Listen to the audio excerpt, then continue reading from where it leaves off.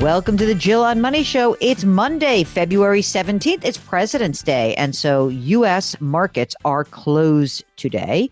And maybe you have a day off, which is nice. I have the day off, but we always like to come to you on these kinds of days because, we don't like to disappoint.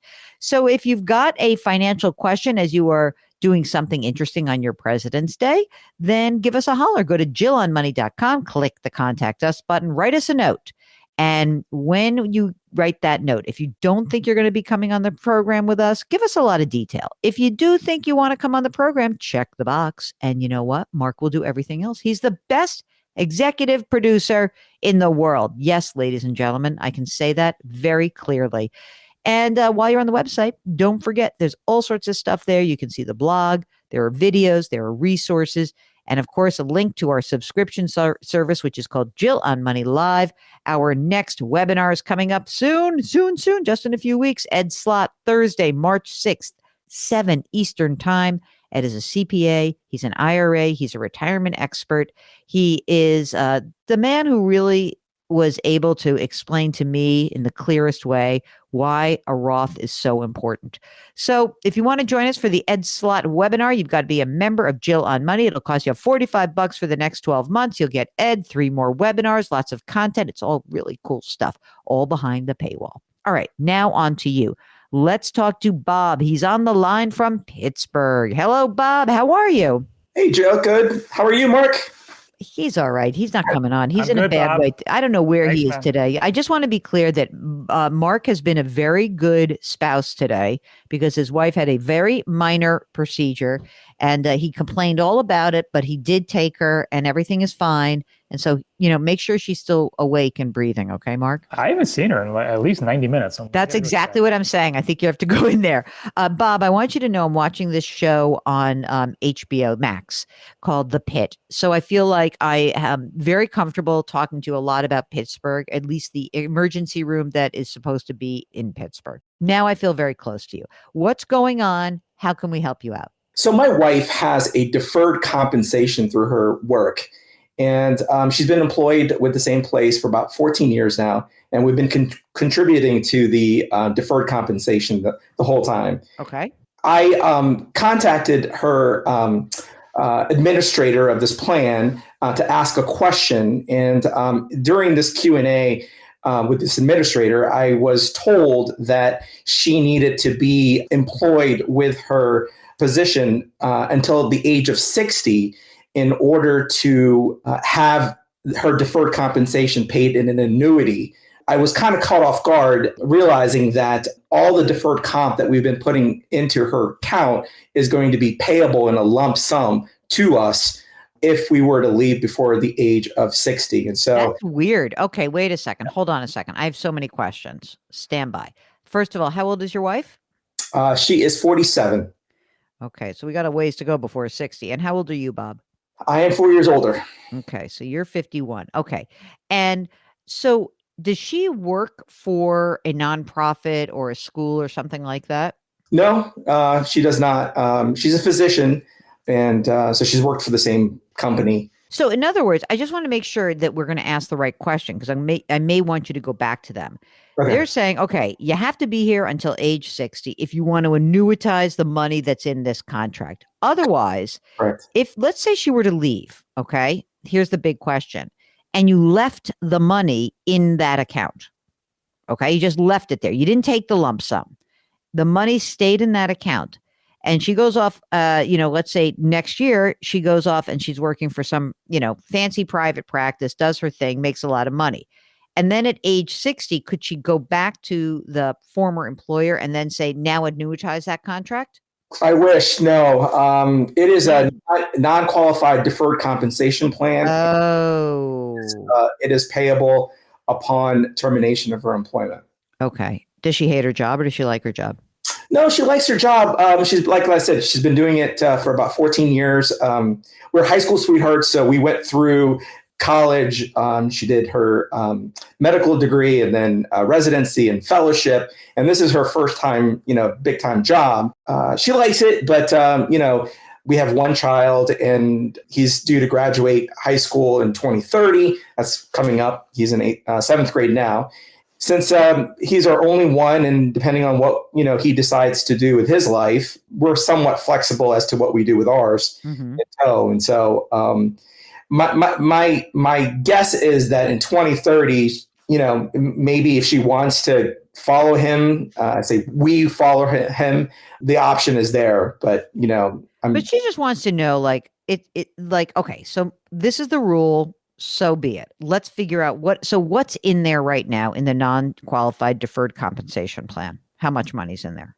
Yeah, so she puts in 20,000, and her employer matches 5 every year. So we've been putting in 25,000 for the last 14 years, but due to growth in that account, it's over 750,000. Wow.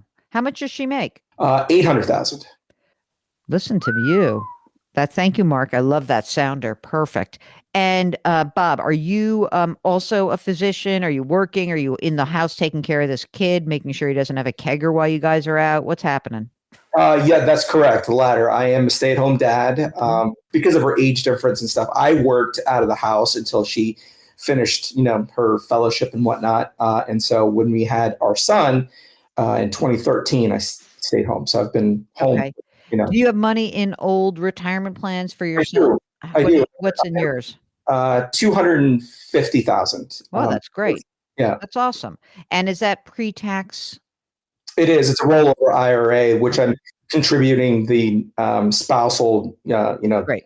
IRA. So you're putting $8,000, $7,000 plus the 1,000 because you're over 50 now. Yep. Okay. So you're putting away a lot of money, although she's making a boatload of money, which is awesome. Do you guys own a home? We do. And that was part of my next question to you. I have an adjustable rate mortgage on my home. I purchased it in 2012. I was in the mortgage industry before I became a stay-at-home dad. Mm-hmm. And so I had this desire to pay off my home in 15 years. And so we're getting close to that 15-year desired payoff, 2027. And so that's why I kind of took the interest rate risk early on with the adjustable rate mortgage. I had a jumbo loan. I borrowed about $1 million in 2012 using a physician loan to do it. And so I had very little down at that time to avoid PMI. And so I kind of took the interest rate risk on my own, which paid off. My interest rate's 2.4%. Oh my God. And I have an arm that is, it's a 5/1 arm, if you've probably heard of it. Yes. And so my 5th year is due to reset in 2026, August of 2026, a little bit over a year from now. Okay. What remains on this? 300,000. 300,000. What's the house worth? 1.5. Wow. Okay. You want to stay in it or not? Because the only weird thing about this is, I mean, I know you have a year from this summer to make the decision, but the other thing is, if you're talking about in 5 years, you might do something else. Would that include selling the house? No, ideally I would like to stay here in this house until my son graduates from his school, where has been going to since pre-K. That's ideally what I would like to do is upon him graduating school, then the possibility of selling then becomes a very realistic option. Interesting. So we talked about the $1 million you guys have in retirement assets. Do you have a brokerage account as well? Yeah, started that in about 2016 for the first time, and so it's around 650,000 in that. Wow. What do you guys need to live on? Do you know?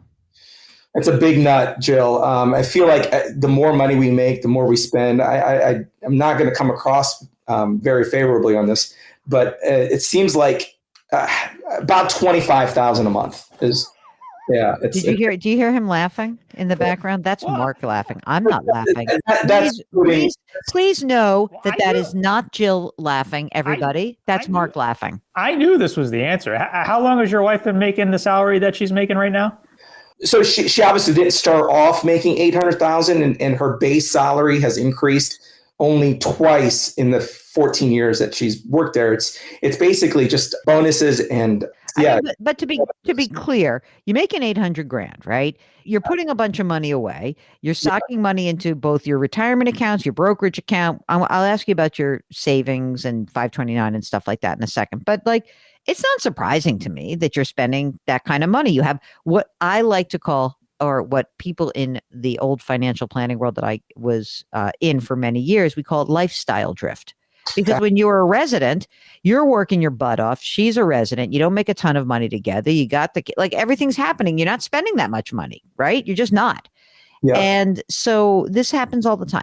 So is your wife in a part of the medical world where she can keep doing this, for let's call it 10, 12, 15 years? I really think what she does, she's so sub-specialized. Yep. She can work part-time. She's got people working for her that do this. And that's how I know that it could be done. She could work 1 day a week, 2 days a week and make, $200,000-$300,000 pretty easily. Oh, that's nice. And so, but how long do you want to like push it, like the 800 grand, right? So if yeah. you say like until this kid, can we commit that like at least it's 5 more years? 100%. I was going to 2030. I can commit to, saving what we're saving. Yeah. And spending what we're spending, unfortunately. But from 2030 to, until age 57 to 59 for her, yeah, I can really see it's, downshifting to a part-time 2 or 3. I get that. And then like she makes basically as much as you need to float your lifestyle. Yeah. Okay. Yeah. So we did brokerage, we did retirement, cash on hand, just, savings. About 100,000 in, just a rainy day fund. And then I have a depleting fund where vacations, car purchases, about 100,000 also. Oh. And then she's got a 401k for about 950,000. Whoa. Hello. What? Oh, that was a funny extra. Just another $1 million here. Okay. So 401k is 950. And where's that from? That's part of this. So she's got the non-qualified deferred comp and a 401k? Correct. And so she's putting away 20 grand into her deferred comp. They match 5 grand. Correct. She's also putting in the 23,000 this year, 23,500 into the 401k. And they match 13,500 or 14,000. Yeah. What? She can't leave this job. I call it the golden handcuffs now, especially with 5 more years for sure. Yeah. Okay. So wait a second. Mark, check this out. So there's 25, then another, you said 13 they matched? 13,500. Yeah. Oh my gosh. Before he gave us this additional $1 million, I was going to say they're a little light based on what he makes, but now they got another $1 million. Okay. I feel better. I'm glad you do. And so we have here, I'm just doing some quick math. Are you putting money into the brokerage account on an ongoing basis? Yeah, 6,000 a month. So, oh my God. So 61 grand is going into retirement, Mark. So that's between both of them. Okay. But meaning the employer and the employee, right? His wife and the employer. 61. Oh, wait.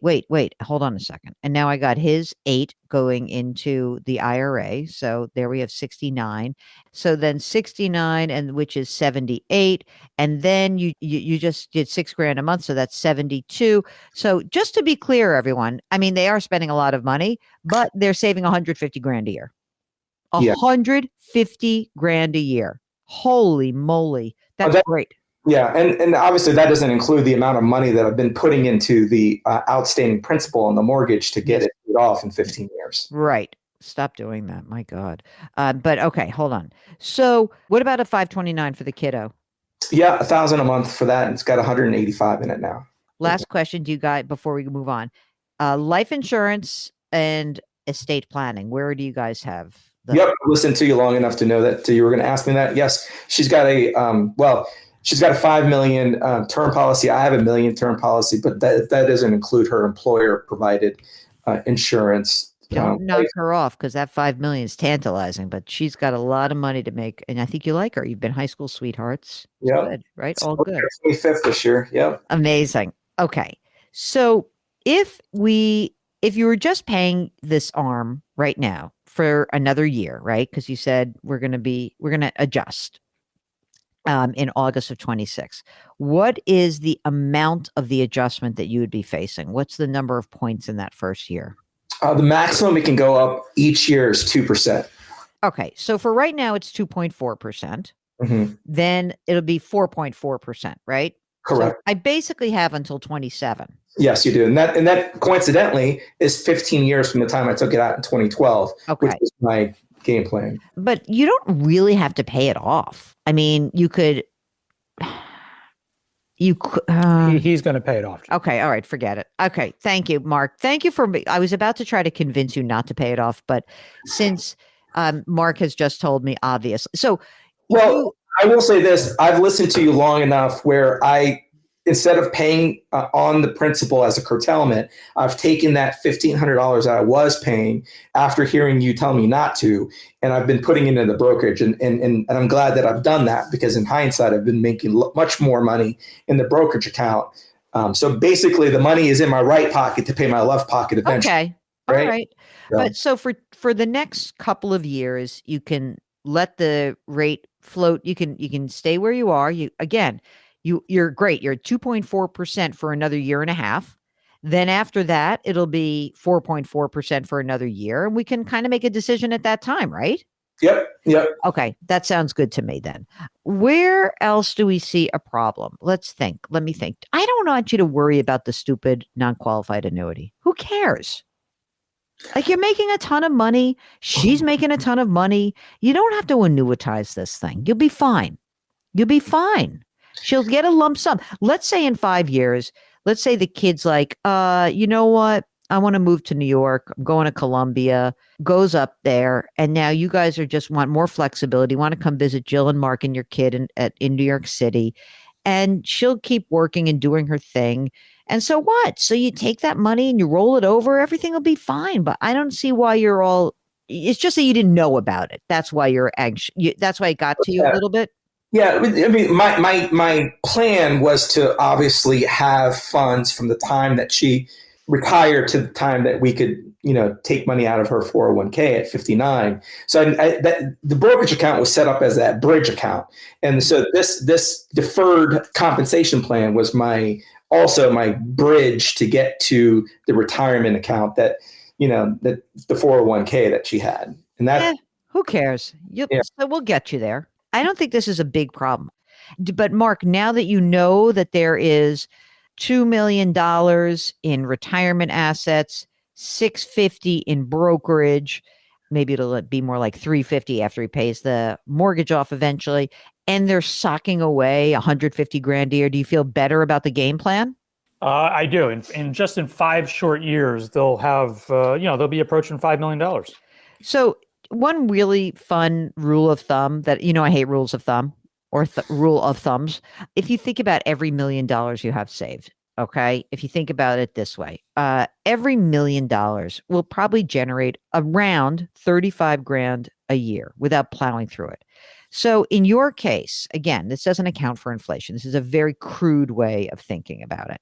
But if you think about it, if you had $5 million and you could generate $175,000, $200,000 a year from your portfolio, that's in 5 years. You won't even need to do that because you're probably not going to. I just don't believe, based on the way you've just laid out this whole situation, that you're going to have her go from, full time. She'll then go a couple days a week. Then you'll scale down. Then we'll decide whether or not you're keeping the house or not. All these things are in flux. I think you're in good shape. And I would not worry about the annuity. That's like, it's a funny thing to be surprised by it, but I absolutely would not worry about it. You're in great shape. You save a ton of money and you spend a lot of money. So good for you. Have fun.